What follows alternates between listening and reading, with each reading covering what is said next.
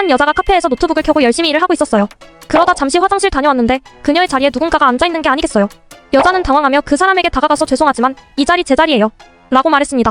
그 사람이 고개를 들더니 당황한 표정으로 죄송하지만 이 자리는 제 자리인데요 라고 대답했어요. 두 사람은 어리둥절한 채로 서로의 테이블을 확인하며 노트북을 번갈아 봤어요. 그제야 서로 같은 모델의 노트북을 사용하고 있다는 사실을 깨닫고 자리를 착각했다는 걸 알게 되었죠. 두 사람은 잠시 머쓱해졌지만 이내 웃음을 터뜨리며 각자의 자리로 돌아갔어요. 하지만 여기서 끝이 아니었어요.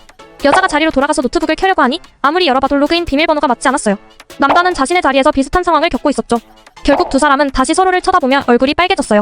저기, 혹시 비밀번호가 안 맞나요? 여자가 물었고 남자는 고개를 끄덕이며 말했어요. 아마 자리가 바뀐 것 같네요.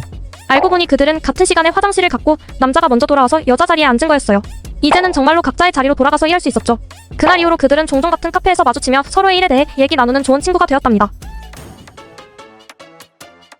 남자가 고민하던 끝에 성인용품을 하나 주문하기로 결심함. 처음이라 긴장도 되었지만 설레는 마음으로 구매를 완료함. 집으로 배송받는 것이 껄끄러워서 그는 회사로 배송지를 설정함. 회사에서 조용히 받아서 가방에 넣고 퇴근할 생각이었음. 며칠 뒤 회사로 택배가 도착함. 그런데 그날따라 그는 회의가 길어져 자리에 없었고 택배는 대리 수령된 상태였음. 문제는 그 택배를 받은 사람이 다름 아닌 그의 여자 직장 상사였다는 것. 상사는 아무 생각 없이 택배를 그의 책상 위에 두고 갔음. 회의가 끝난 후 그는 자신의 자리로 돌아와 책상 위에 놓인 택배를 발견함. 상자가 뜯겨있지는 않았지만 이미 여러 사람의 손을 거쳤다는 생각에 얼굴이 뜨거워짐. 그는 아무도 못 봤을 거라고 생각하고 서둘러 택배를 가방에 넣고 퇴근하기로 결심함. 하지만 그날 저녁 그는 회사 메신저에서 상사의 메시지를 받게 됨. 오늘 내 택배 내가 받았는데 중요한 물건이고 못 받으면 다음엔 나한테 직접 연락 줘. 그 순간 남자는 심장이 멎을 뻔했음. 결국 그는 다음날 출근해서 상사에게 조용히 다가가 어제 받은 택배에 대해선 잊어주시면 감사하겠습니다 라고 말했고 상사는 그를 보며 웃으며 한마디를 함. 신경 쓰지 마. 우리도 다들 젊었을 때 그런 경험 한 번쯤은 있지. 이후 그는 택배를 회사로 시키는 것을 자제하기로 했고 이번 일을 계기로 한동안 상사와 마주칠 때마다 미묘한 어색함이 흐르게 됨. 치과 갔을 때 이야기인 충치 신경치료하고 돈을 떠야 해서 누워있었음. 마취해서 진짜 아무 감각도 안 느껴지는데 무슨 껌 같은 걸 가져오더니 이빨에 대고 누르더라고. 돈 뜨는 거 궁금해서 혀로 막 만져봤거든. 생각보다 말랑말랑했음. 그런데 뭔가 이상하더라고. 이 껌 같은 게 혀로 만지니까 움직이더라. 그래서 난 이게 마취가 돼서 그런 건지 알고 본 뜨면서 할 것도 없으니 혀로 계속 할짝할짝 하면서 놀고 있었음. 그러다가 시간이 됐는지 의사 선생님이 뗄게요. 하. 라고 하시더라. 그리곤 천을 치우고 의자를 세워주셨는데 표정이 이상하시더라고. 아, 내가 이걸 혀로 건드려서 본이 잘 안 나왔나 보다 생각하고 왜 그러시냐고 이거 건드리면 안 되냐고 물어봤지. 그러니 선생님이 왜 자꾸 제 손가락을? 이라고 하시는 거야. 그러더니 의사 선생님이 손을 서둘러 빼면서 괜찮아요. 환자분 그냥 조금 놀랐어요.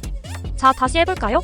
라고 말하는데 그제야 내가 혀로 만진 게 손가락이라는 걸 깨닫고 머릿속이 하이짐. 어쩌지 너무 부끄러워서 얼굴이 달아오름. 결국 오늘 다시 떠야 한다는 얘기를 듣고 치과를 나왔는데 그 의사 선생님과 다시 마주칠 생각에 내일 가기가 두려워짐. 어릴 적 동네 슈퍼에 갔던 썰임. 집에서 심부름을 받았는데 그게 바로 파란 감자였거든. 슈퍼 아저씨를 발견하고 자신 있게 말함. 아저씨, 파란 감자 어딨어요? 그런데 아저씨가 날 이상한 눈으로 보는 거임. 순간 뭔가 잘못 말했나 싶어서 한 번 더 물어봄. 파란 감자 어디 있냐고요, 아저씨? 그러자 아저씨는 한숨을 푹 쉬시더니 말없이 나를 따라오라고 하심. 아저씨를 따라가면서 이상하다. 아저씨가 왜 그러지? 라고 생각했음. 그리고는 아저씨가 날 채소 코너로 데려가더니 진짜 감자들을 가리키며 말함. 예 아빠, 감자가 다 노란색이지? 파란 감자가 어디 있겠니? 그 말에 당황했음. 아니요 아저씨, 파란 감자요, 파 감자요. 그제야 아저씨는 상황을 이해하시더니 활짝 웃으시면서 이거지? 다음부터는 파 감자라고 꼭 정확히 말해야 해. 진짜 파란 감자를 찾을 뻔했잖아. 그렇게 아저씨와 웃으며 헤어졌고 집으로 돌아가는 길에 다음에는 헷갈리지 말아야지 하고 다짐함. 하지만 그날 이후로도 가끔씩 그 사건을 떠올리며 혼자 웃곤 함. 가끔은 이렇게 작은 오해가 큰 웃음을 주기도 하니까 말임. 몇 년 전 술집에서 아르바이트를 하던 시절이었어. 어느 날 등산을 갔다 오신 것처럼 보이는 단체 손님들이 가게에 들어오셨어. 피곤해 보이면서도 기분은 좋은 듯했지. 그분들이 자리에 앉자마자 마른 행주 좀 주세요 라고 하시는 거야. 나는 얼른 생각했지. 아, 뭔가 흘리셨나 보다. 그래서 빠르게 마른 행주를 챙겨서 가져다 드렸어. 그런데 그 손님이 나를 이상한 눈으로 쳐다보며 이게 뭐야? 라는 표정을 짓는 거야. 순간 나도 당황해서 마른 행주 가져다 달라고 하셨잖아요 라고 했더니 손님들이 그제서야 웃으면서 아니, 마른 안주 달라고 한 건데 라고 하시는 거야. 그제야 상황을 파악한 나는 얼굴이 빨개졌지만 손님들은 오히려 내 실수를 귀엽게 여겨주셔서 다 같이 웃으면서 분위기가 더 좋아졌던 기억이 나. 결국엔 그날 마른 안주도 많이 나가고 분위기도 더 즐거워졌었지. 예전 냉면집에서 일할 때 있었던 일이야.